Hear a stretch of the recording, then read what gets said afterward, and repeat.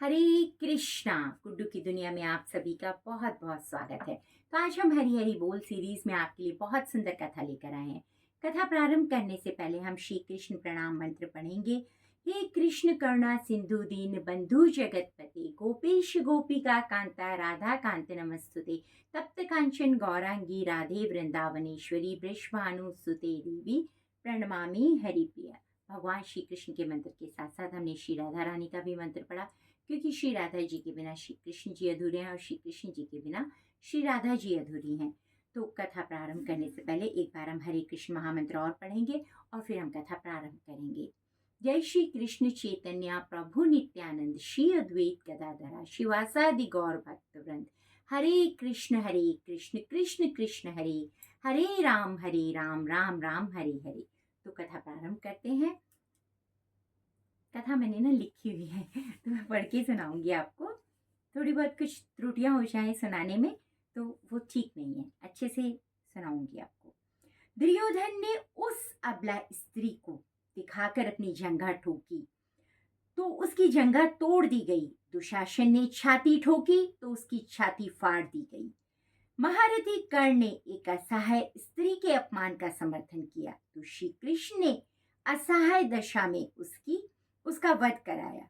भीष्म ने यदि प्रतिज्ञा में बंध कर एक स्त्री के अपमान को देखने और सहन करने का पाप किया तो असंख्य तीरों में बिंध कर अपने पूरे कुल को एक एक करके मरते हुए देखा। तो देखा भक्तों आपने, जब कोई किसी स्त्री का अपमान करता है तो उसकी सजा उसको अवश्य मिलती है। स्त्री खाली एक स्त्री नहीं है, वह नारी, जहाँ नारी पूजी जाती है वहाँ देवता विराजते हैं। हमारे देवी देवताओं के भी नाम बाद में आते हैं। देवताओं के भी नाम पहले राधा, फिर कृष्ण, फिर सीता, फिर राम, ऐसे ही गौरी, शंकर, लक्ष्मी, नारायण। तो स्त्री का अपमान कभी नहीं करना चाहिए।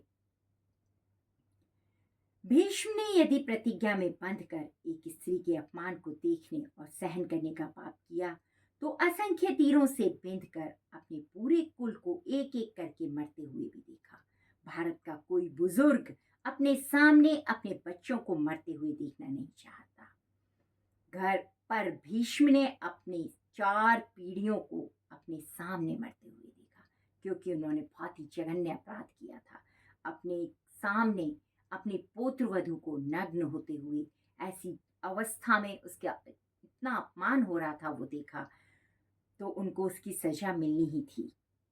जब तक सब देख नहीं लिया तब तक मर भी ना सके, यही उनका दंड था।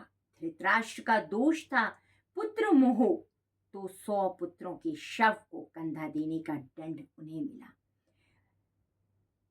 भक्तों, हमें कभी भी ऐसे पुत्र मोह में नहीं पड़ना चाहिए कि जिसके कारण हम अन्याय पे उतर आए, हम उसके सब दोषों को भूल के गलत पे गलत करते चले जाएं।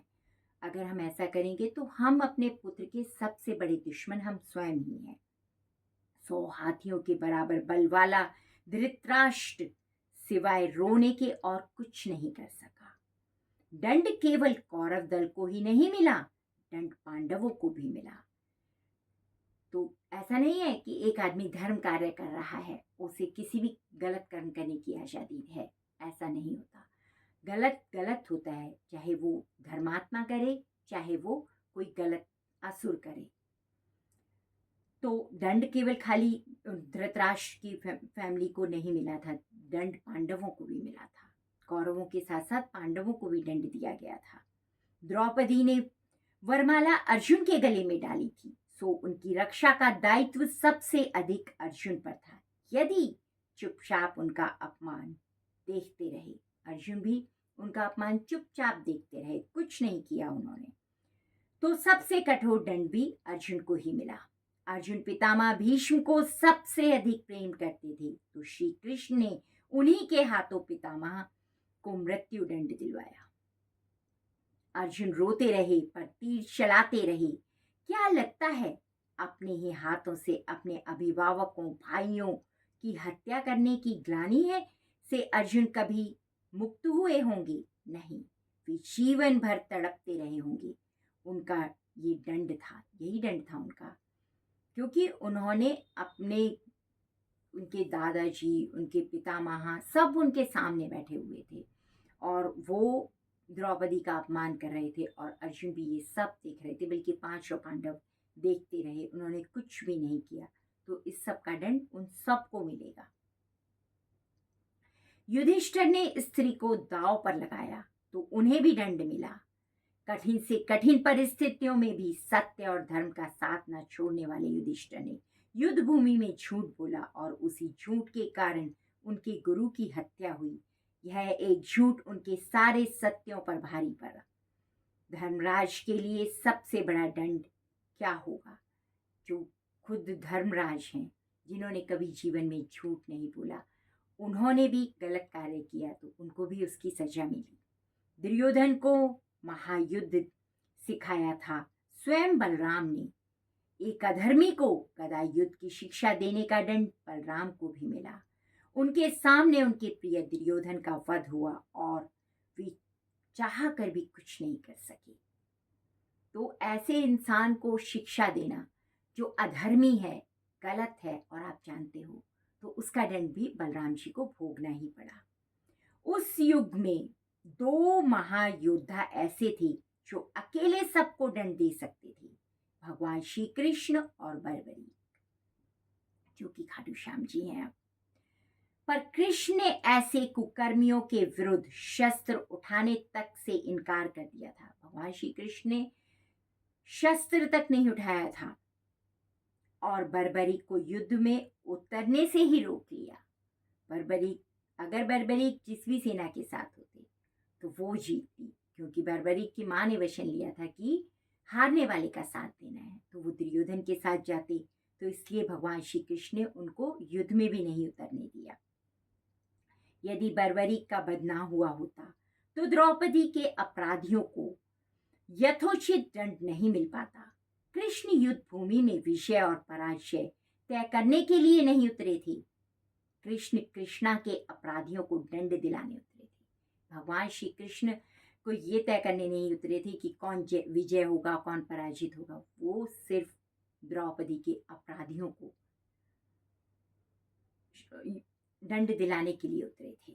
कुछ लोगों ने कर्ण का बड़ा महिमा मंडन किया है, पर सुनिए, कर्ण कितना भी बड़ा योद्धा क्यों ना हो रहा हो, कितना भी बड़ा दानी क्यों ना रहा हो, एक स्त्री के वस्त्र हरण में सहयोग का पाप इतना बड़ा है कि उसके समक्ष सारे पाप पुण्य छोटे पड़ जाएंगे। द्रौपदी के अपमान में किए गए सहयोग ने यह सिद्ध कर दिया और उसका वध भी धर्म ही था। इसलिए कभी भी किसी भी स्त्री का ना तो अपमान होने देना चाहिए और ना ही खुद करना चाहिए, और अगर आप उसमें शामिल हो तो आप भी उतने ही दोषी हो। जो लोग चुप रह जाते हैं, सही जगह पर बोलते नहीं हैं, वे भी उतने ही दोषी होते हैं जितने दोष करने वाले दोषी होते हैं। स्त्री कोई वस्तु नहीं है, उसे दांव पर लगाया जाए। कृष्ण के युग में दो स्त्रियों को बाल पकड़कर घसीटा गया था। भगवान श्री कृष्ण का जो ये युग था, उसमें दो स्त्रियों को बालों से घसीट कर लाया गया था। वो दोनों कौन सी स्त्रियां थी? देव की माता के बाल पकड़ के कंस ने और द्रौपदी के बाल पकड़ के दुशासन ने। श्री कृष्ण ने स्वयं दोनों के अपराधों का समूल नाश किया। किसी स्त्री के अपमान का दंड अपराधी के समूल नाशों से ही पूरा होता है, भले ही वह अपराधी विश्व का सबसे शक्तिशाली व्यक्ति क्यों ना हो। अगर कोई इतना बड़ा अपराध करता है तो चाहे वो कितना भी बड़ा शक्तिशाली क्यों ना हो, अगर उसने स्त्री का अपमान किया है, स्त्री के साथ कोई गलत कार्य किया है, तो उसको अवश्य सजा मिलती है, दंड अवश्य मिलता है। और कई बार भगवान स्वयं आते हैं उसको दंड देने।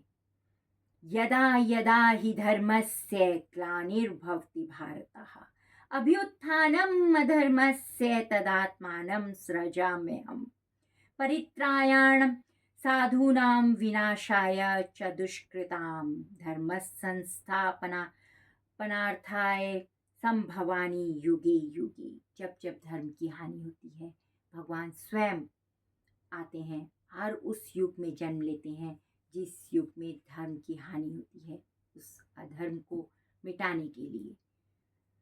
तो भक्तों, देखा आपने कैसे भगवान श्री कृष्ण ने दोनों माता देवकी और द्रौपदी दोनों स्त्रियों को न्याय दिलवाया।